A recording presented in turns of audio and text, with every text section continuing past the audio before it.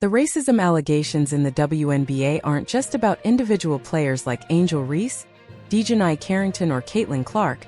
They're about how society views and treats black and white female athletes differently. The black woman. The most unprotected person in America is the black woman. Though the words were spoken by the lates "Don't hurt yourself," I somehow find myself randomly blurting this quote out in the confines of my home when I see yet another headline about women who look like me being mistreated, especially in.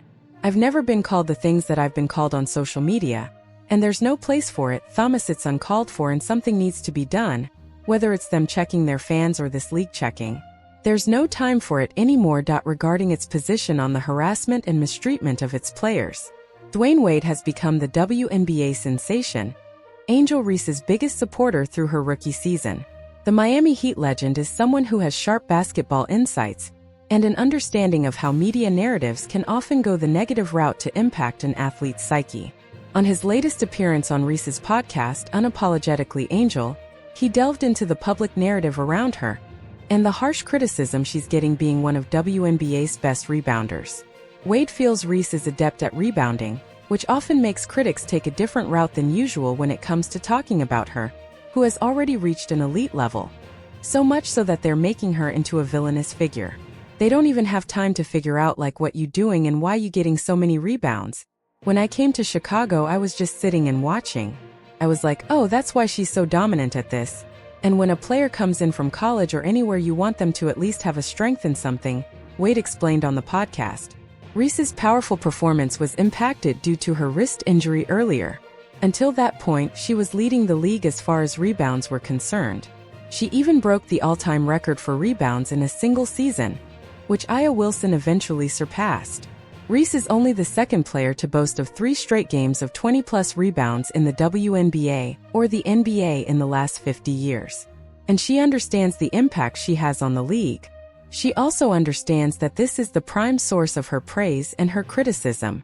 Your strength was so strong that it allowed people to now start commenting on the other things you can't do right, he continued.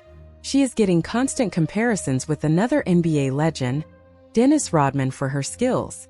Just a few days ago, the rookie was even spotted wearing Rodman's jersey before a big game day.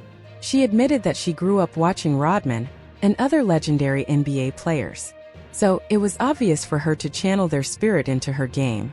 On the other hand, some critics and netizens claimed that the WNBA rookie was merely rebounding her own missed shots, with others continuing to question her offensive game. While she led the league in offensive rebounds with 5.1 per game, her shooting average of 39 is considerably lower than most forwards/centers.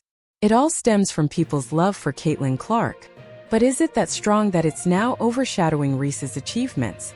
The rivalry between Caitlin Clark and Reese took off after their face-off in the 2023 National Championship game. That was perhaps the beginning. Reese's LSU triumphed over Clark's Iowa Hawkeyes. However, a small moment in Reese's celebration sparked controversy.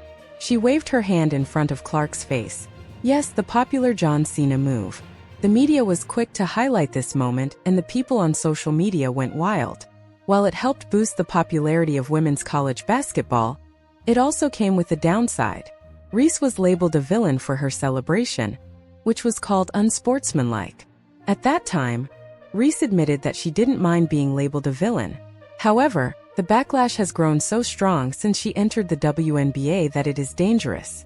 D-Wade criticized the media for its lazy and disappointing marketing tactics, pointing out that while rivalries are natural, portraying one athlete as the villain was senseless. Everyone has their own media that's on them. Yours went in a direction where they've painted you as the bad guy. But those who know you, your true fans, see you as a hero in so many other ways, Wade pointed out. Haters or not, Reese shined throughout her first year. She finished the season with 13.6 points per game, shooting 39.1 from the field, 18.8 from 3, and 73.6 from the free throw line. These achievements and a lot more will be talked about for years to come. But what about the unnecessary hate that comes along with it? Well, that's something the 22-year-old will have to tune out and focus on her game. Stay tuned for more such updates and join us for the exciting second episode of the Dual Threat Show as our host BG12 sits down with Georgia Bulldogs star and Mountain West All-Freshman team selection, Asia Avinger.